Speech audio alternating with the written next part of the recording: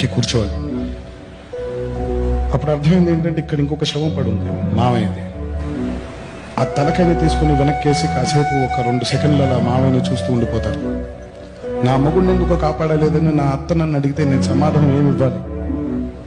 తర్వాత తండ్రి, కూలిపోయి ఉన్న తండ్రి తలకాయ అలా వెత్తినప్పుడు, ఇలాగే ఉన్నావు కదా, ఇలా గర్వంగా ఉండాలి కదా నాన్న, ఇలా పడిపోయింది ఏంటి నీ తలకాయ అన్నప్పుడు మొదలైంది ఒక ఏడుపు.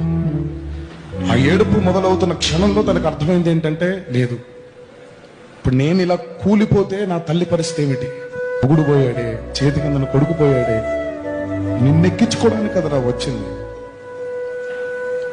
ఇలా ఇప్పుడు నా కొడుకు లేడు కదా, ఇప్పుడు నాయనమ్మకి ఏం సమాధానం చెప్పాలి అని ఇంకా దుఃఖంలో వెళ్తూ ఉంటే అప్పుడు అర్థమైంది ఏంటంటే, అయ్యో ఇప్పుడు మా నాన్నగారు పోయిన తర్వాత ఇప్పుడు ఉన్నటువంటి ఈ 10-15 గ్రామాలకి నేను ప్రాతినిధ్యం వహించాను అని అందులో నుంచి తేరుకొని కారు స్టార్ట్ చేసి తడికలేరుని దాటాడు వీర్రాఘవ.